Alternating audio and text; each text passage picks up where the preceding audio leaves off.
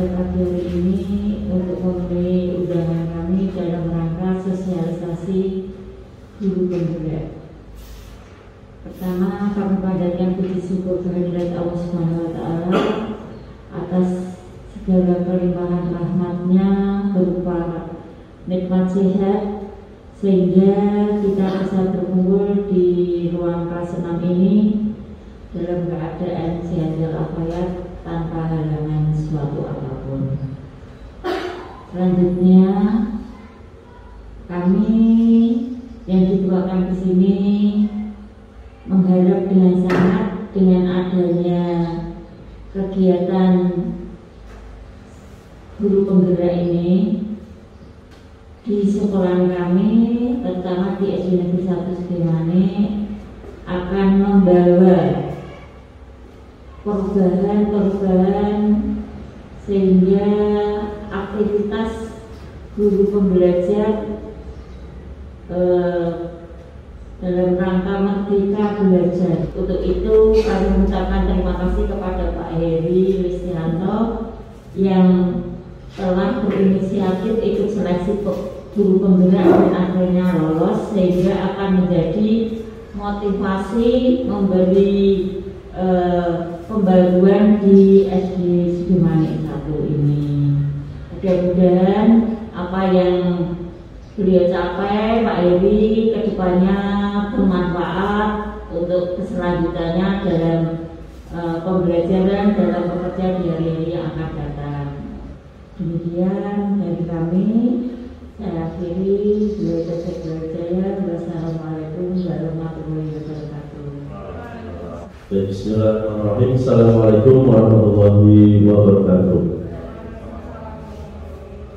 Kepada Ibu Sri Lestari yang saya hormati selaku Kepala Sekolah SD Negeri 1 Sukimane, kepada teman-teman guru dan penjaga SD Negeri 1 Sukimane yang saya cintai dan saya banggakan. Pertama, kita senantiasa mengaturkan puji syukur kita kepada Allah Subhanahu wa Ta'ala karena pada kesempatan pada siang hari ini kita masih diberi kesempatan berupa kesehatan sehingga masih bisa menjalankan aktivitas dan tanggung jawab kita sebagai guru mengajar anak didik kita. Untuk selanjutnya kami menyampaikan terima kasih yang sebesar-besarnya kepada Ibu Sri Lestari selaku Kepala Sekolah SD Negeri 1 Sukimane yang telah memberikan izin baik itu dalam pelaksanaan hari ini, begitu juga dalam proses seleksi guru penggerak, dan alhamdulillah saya lolos, dinyatakan lolos sebagai calon guru penggerak. Dan di sini saya masih calon karena proses pendidikan guru penggerak itu nanti ada kurang lebih 9 bulan dan baru berjalan 3 bulan. Jadi belum bisa dikatakan guru penggerak karena masih calon guru penggerak. Dan pada siang hari ini, yaitu kaitannya dengan sosialisasi penerapan budaya positif, ini merupakan salah satu tugas yang harus dilaksanakan oleh guru penggerak.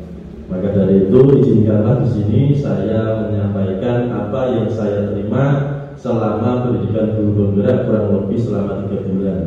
Jadi di sini saya bukan bermaksud menggurui Bapak Ibu guru, tetapi kita belajar bersama karena di sini saya mendapatkan ilmu baru dari pendidikan guru penggerak. Maka dari itu tidak ada salahnya jika saya berbagi dengan teman-teman guru semua.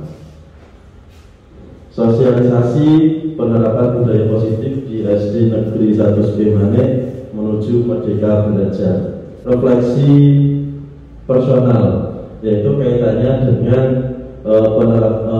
filosofi Ki Hajar Dewantara. Yang pertama, apa semboyan pendidikan yang disampaikan oleh Ki Hajar Dewantara? Selama ini yang Bapak Ibu pahami kaitannya dengan semboyan Ki Hajar Dewantara, kaitannya dengan pendidikan itu apa?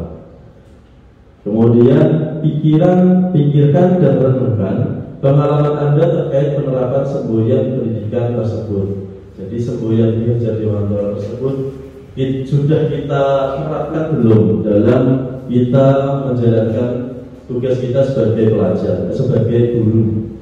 Kemudian apa relevansinya dalam peran Anda sebagai pendidik? Dari filosofi Ki Hajar Dewantara itu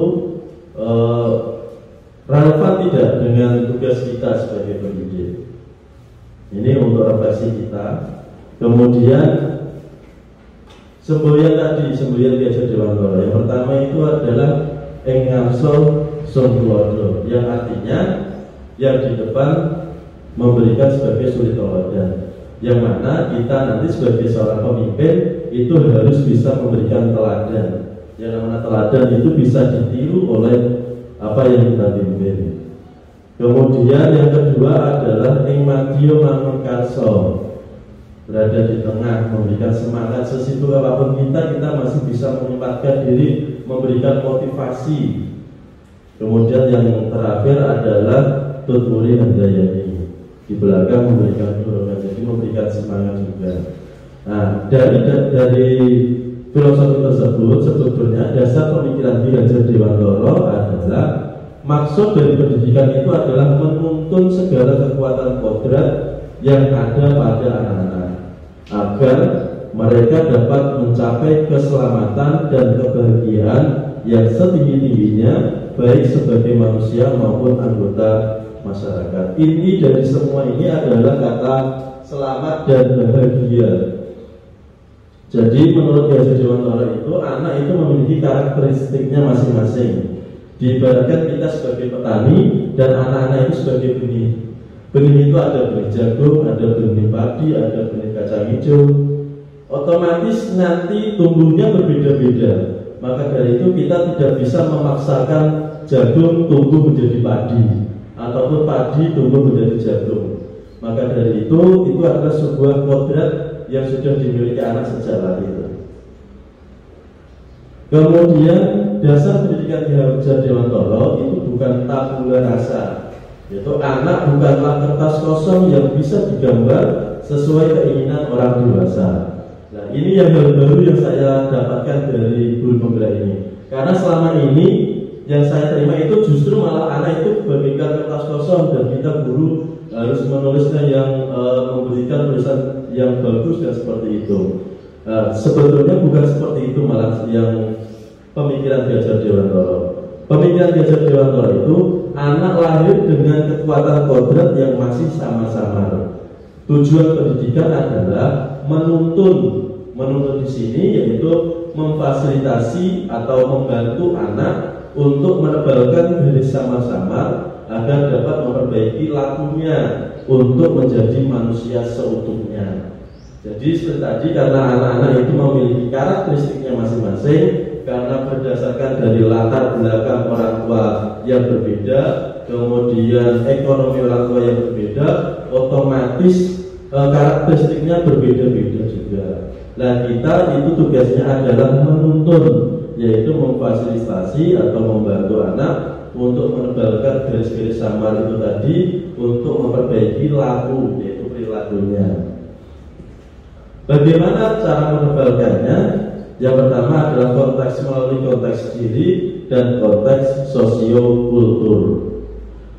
Kemudian yang selanjutnya, dasar pemikiran Ki Hajar Dewantara kaitannya dengan budi pekerti, yaitu budi adalah pikiran, perasaan, kehendak atau kemauan, dan pekerti itu adalah tenaga. Dari pikiran, perasaan, kehendak, dan kemauan tadi terbentuklah budi pekerti, watak, dan karakter. Jadi dengan adanya cita, rasa, karsa ditambah dengan budi pekerti akan menciptakan keseimbangan hidup. Kemudian pendidikan yang berpihak pada anak, bebas dari segala ikatan, dengan suci hati mendekati sang anak, bukan untuk meminta suatu hal, melainkan untuk menghamba pada sang anak. Maksudnya di sini tugas kita berarti bisa mengetahui karakteristik masing-masing anak. Jadi tidak dipaksakan dalam artian biasanya anak yang lemah dalam bidang matematika biasanya kuat di bidang yang lain. Dan tugas kita itu memetakan itu. Jadi tidak istilahnya anak lemah di matematika tetapi kita memaksa harus bisa. Itu yang diharapkan tidak seperti itu. Karena tidak semua anak bisa matematika, tetapi nanti pasti ada satu bidang yang anak tersebut lebih bagus daripada teman-temannya. Nah, itulah tugas kita untuk memilah-milih karakteristik anak didik kita yang berbeda-beda tadi. Tidak mungkin sebuah jagung kita paksakan untuk tumbuh menjadi padi. Tidak mungkin kita memaksakan anak yang tidak bisa matematika kita paksakan untuk bisa, maka akan tertekan. Maka dari itu pendidikan yang berpihak pada anak adalah bebas dari segala ikatan.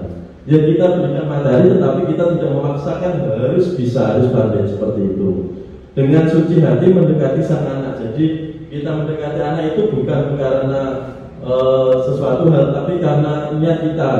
Kita tahu karakteristik anak tersebut, maka kita arahkan, kita tebalkan tadi garis samar yang sudah ada pada masing-masing anak, kita tebalkan. Bagaimana caranya? Yang pertama adalah mendesain pembelajaran secara utuh. Jadi kita biasa membuat RPP, rencana pembelajaran, kemudian ada refleksi, kira-kira pembelajaran yang sudah kita ajarkan kekurangannya apa, itu harus kita desain secara utuh. Kemudian murid mendapatkan pengalaman secara utuh. Di sini pembelajaran tidak berpusat pada guru, tetapi kepada murid. Makanya nanti akhirnya murid akan mendapatkan pengalaman yang sulit mereka lupakan karena mereka mengalaminya sendiri. Dan yang ketiga, dapat mengambil makna positif. Kemudian menumbuhkan budaya positif melalui keyakinan kelas. Nah, ini yang baru juga, keyakinan kelas. Mengapa tidak peraturan saja? Karena yang sudah kita kenal selama ini kan peraturan kelas, peraturan sekolah. Kenapa kok mengatakan harus keyakinan kelas? Mengapa kita memiliki peraturan harus datang tepat waktu pada saat mengikuti pelatihan? Karena kalau peraturan itu biasanya message-nya sudah nanti kalau melanggar ada hukuman, ada sanksi, ada hukuman. Nah, tetapi kalau untuk mendukung motivasi intrinsik, kembali ke nilai-nilai atau keyakinan-keyakinan, lebih menggerakkan seseorang dibandingkan mengikuti serangkaian peraturan-peraturan. Jadi keyakinan di sini lebih menggerakkan kesadaran diri untuk melakukan keyakinan yang sudah dibuat bersama di dalam kelas. Jadi tidak hanya peraturan yang berdasarkan kalau tidak melaksanakan ada sanksi atau ada hukuman, tetapi lebih ke penyadaran diri. Kemudian 5 posisi kontrol. Nah, ini yang hal baru juga. Yang pertama adalah sebagai penghukum, kemudian membuat merasa bersalah, kemudian posisi kontrol sebagai teman, pemantau, dan manajer. Dan nanti kita yang berada di mana? Yang pertama menghukum. Menghukum itu guru berbuat menghardik, menunjuk-nunjuk, menyakiti, dan menyindir. Nah, kalau ada anak yang berbuat salah, itu guru menghardik, menunjuk-nunjuk, menyakiti. Nah, guru berkata, ini contohnya guru berkata, kalau kamu tidak melakukannya, awas ya. Nah, ini kan mengancam, ada hukuman, awas seperti itu. Nah, hasilnya apa? Hasilnya akan memberontak, menyalahkan orang lain ataupun bisa juga berbohong karena takut dihukum. Akhirnya dia berbohong. Kemudian kaitannya dengan dunia berkualitas, murid meletakkan guru di luar dunia berkualitas karena tidak berkesan lagi. Dan murid akan berkata, biarkan saja, nanti juga marah-marah lagi. Terus kulino paling bisa menang dan seperti itu. Nah, daya dampak pada murid apa? Akhirnya mengulangi kesalahan karena tidak ada proses pembelajaran, proses refleksi untuk dirinya, karena hanya hukuman. Lalu kemudian hukum menang, sebenarnya sesok dari ini. Akhirnya seperti itu. Kemudian posisi kontrol yang kedua adalah membuat merasa bersalah. Contohnya, kamu sudah tahu ibu lelah sekali mengatakannya, ibu stres. Itu kayak itu nanti anak didik kita atau katakanlah anak kita juga bisa itu merasa bersalah karena tindakannya. Hasilnya apa? Menyembunyikan, menyangkal, dan berbohong. Akhirnya paling aku bisa menang, akhirnya berbohong. Kemudian murid berkata, maafkan saya, hanya minta maaf karena dianggap bersalah tadi, akhirnya minta maaf. Dan dampak yang pada murid itu adalah merasa rendah diri karena disalahkan oleh tadi. Kemudian posisi kontrol yang ketiga adalah sebagai teman, membuatkan alasan-alasan untuk muridnya. Contohnya, ayolah lakukan demi ibu. Masa kamu tidak mau? Ingat tidak, ibu pernah berbantu. Jadi tidak menyadarkan anak, tetapi ada alasan-alasan tertentu. Kemudian murid akan berkata, saya pikir bapak ibu teman saya, ternyata begitu. Makanya dampaknya lemah, tidak mandiri dan tergantung. Kemudian posisi kontrol yang keempat itu adalah sebagai pemantau, menghitung dan mengukur. Nah, kalau ada kesalahan, apa peraturannya? Kemudian menyelesaikan diri bila diawasi. Jadi anak karena ini memantau, jadi tidak gurunya kalau Yesusrian. Karena merasa hanya guru hanya sebagai pemantau, buat dipantau toh. Nah, murid akan berkata, berapa banyak bintang yang saya harus peroleh, berapa halaman yang harus saya tulis, karena dipantau murid kamu tahu dan sebagainya. Dan dampak pada murid itu adalah menitikberatkan pada sanksi atau hadiah untuk dirinya. Jadi orang hadiah, ayo sopo yang berani maju, karena nanti yang berani maju di belajar nanti bisa maju. Orang hadiah oke. Untuk anak dukung yo menjalankan akidah seperti itu. Dan yang terakhir ini yang diharapkan itu adalah sebagai manajer, yaitu mengajukan pertanyaan-pertanyaan. Apa yang kita yakini tadi, membuat keyakinan kelas tadi. Apa yang bisa kau kerjakan untuk memperbaiki masalah ini? Jadi dikembalikan kepada murid, biar murid yang pertama adalah sadar akan perbuatannya itu salah. Yang pertama, kemudian yang kedua bisa mencari solusi atas perbuatannya tersebut. Contoh, seandainya kita dari nanti ada video contoh penerapan sebagai manajer. Jadi tidak hanya menyalahkan, tetapi kita menyadarkan anak tersebut kalau perbuatannya salah, kemudian kita kembalikan apa yang harus diperbuat. Dan hasilnya itu menguatkan pribadi anak murid tersebut. Dan murid akan berkata, bagaimana caranya saya bisa memperbaiki keadaan, bagaimana caranya saya bisa memperbaiki apa yang sudah saya lakukan yang salah tadi. Dan hasil atau dampak pada murid itu mengevaluasi diri, karena tadi diingatkan keyakinan apa yang sudah kita buat, kemudian bagaimana cara memperbaiki diri. Jadi dikembalikan lagi, guru di sini hanya menuntun. Kemudian ketika guru menghadapi murid yang bermasalah, apa tindakan terbaik yang dapat guru lakukan? Tadi ada posisi kontrol kita, ada 5 posisi kontrol guru tadi.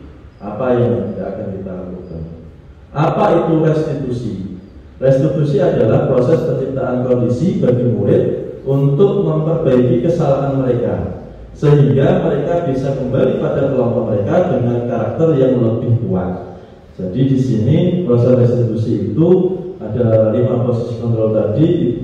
Murid diperbaiki kesalahan mereka sehingga mereka bisa kembali pada kelompok mereka dengan karakter yang lebih kuat. Ada kesadaran kaitannya dengan perilakunya yang salah, kemudian bisa mencari solusinya sendiri, kemudian akhirnya kembali ke kelompok atau kembali ke temannya sudah dengan karakter yang berbeda, sudah tidak mengulangi kesalahannya tadi. Nah, dalam restitusi itu dikenal ada segitiga restitusi. Yang pertama adalah nilai-nilai apa yang telah kita sepakati tadi, mengingatkan kembali. Kita sudah menyepakati nilai-nilai apa saja. Akhirnya peserta didik kita atau kita merefleksi. Kemarin kita sudah mengerti apa ya, seperti itu. Kemudian kamu ingin menjadi orang yang seperti apa. Kemudian menstabilkan identitas. Setiap orang pasti pernah melakukan kesalahan. Kamu bukan satu-satunya yang pernah melakukannya ini. Nah, biar stabil dulu, biar tidak merasa bersalah lagi. Kemudian kamu tentu punya. Kemudian yang ketiga itu adalah validasi tindakan yang salah. Kamu tentu punya alasan mengapa melakukan ini.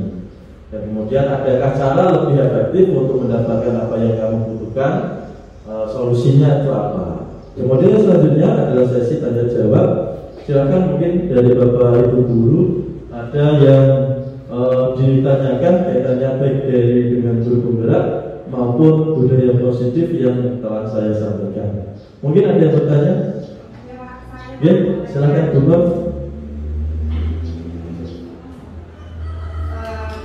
Terima kasih atas waktunya. Sebelumnya, Assalamualaikum warahmatullahi wabarakatuh. Waalaikumsalam.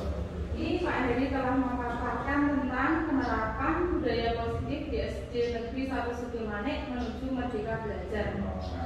Nah, yang ingin saya tanyakan, apa itu arti dari Merdeka Belajar itu sendiri, Pak? Ya, terima kasih. Oke, terima kasih pertanyaannya untuk Bu Nur. Baik, banyak sekali teman-teman kita yang kayaknya masih mengalami kesulitan dengan khususnya menanyakan kesalahan penafsiran dalam menafsirkan Merdeka Belajar. Karena tidak sedikit dari teman-teman guru kita juga Merdeka Belajar itu yang bagaimana? Karena merdeka akhirnya bebas, berarti bocah bebas harap sinau kena ora kena. Bukan seperti itu. Merdeka Belajar ini dikembalikan kepada filosofi belajar di Wantara tadi, yaitu guru tugas guru adalah menuntun anak sesuai kodratnya. Jadi sesuai kemampuan anaknya. Jadi anak belajar itu bukan karena ikatan, tetapi karena kemauan dan kemampuan. Karena kalau dengan kemampuan dan kemampuan, otomatis anak tersebut nanti bisa berkembang sesuai kodratnya masing-masing. Jadi seperti tadi contoh di depan, anak yang tidak bisa matematika bukan berarti terus anak itu bodoh, tidak. Tetapi pasti ada nilai positifnya, ada kelebihannya anak tersebut di bidang apa. Maka yang kita pandang tadi bukan dari kekurangan, melainkan dari kelebihan. Maka dari itu tugas kita sebagai guru itu adalah mengetahui karakteristik tiap siswa. Jadi kita tahu siswa tersebut lebihnya atau kekuatannya itu di mana. Dan tugas kita adalah menuntun, mengarahkan, mendampingi anak tersebut untuk berkembang sesuai kodratnya. Jadi paradigma di masyarakat kita juga itu kan anak yang tidak bisa matematika dibilang bodoh dan lain-lainnya. Nasib kita matematika dibilang pandai. Nah, padahal ketika nanti kita kembali ke masyarakat menjadi manusia di lingkungan masyarakat, itu kodrat anak tersebut yang perlu kita arahkan. Seperti tadi, anak itu bukan kertas kosong, melainkan sudah ada garis samarnya. Dan tugas kita adalah menuntut untuk menebalkan garis tersebut untuk menjadi laku yang baik, perilaku yang baik, karakter yang baik. Maksudnya merdeka ini artinya tidak memaksakan anak untuk harus mengetahui dalam suatu bidang, melainkan mengembangkan apa yang dimilikinya, seperti itu. Itu kaitannya dengan Merdeka Belajar. Mungkin ada yang lain? Cukup? Kalau cukup, untuk yang selanjutnya adalah refleksi. Hal-hal baru apa yang mengubah paradigma kita? Kaitannya dengan filosofi Mirza Dewantara, kemudian tadi ada inquiry perseptif, yaitu memandang kekuatan bukan kelemahan. Kemudian ada segitiga restitusi, kita dalam menghadapi masalah ketika ada kasus masalah di kelas kita, bagaimana cara menghadapinya. Kemudian yang kedua, perasaan atau pemikiran apa yang muncul selama mengikuti sesi ini. Nah, tadi bahkan ada beberapa hal baru. Oh, ternyata bahwa pribadi saya sendiri, ternyata yang selama ini saya ketahui yaitu kertas anak adalah seperti kertas kosong, itu salah. Karena dulu itu seperti ada perkataan itu, anak adalah kertas kosong dan kita baik buruknya anak tergantung kita tidak.